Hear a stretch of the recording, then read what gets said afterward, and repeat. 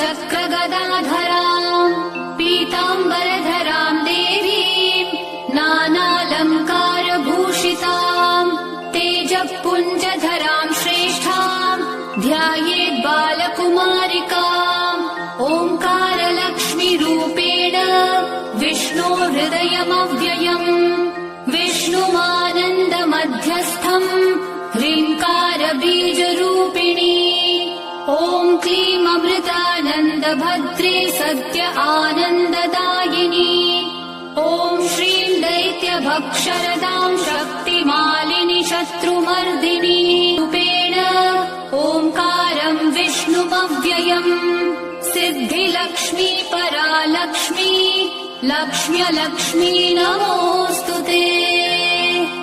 सूर्यकोटि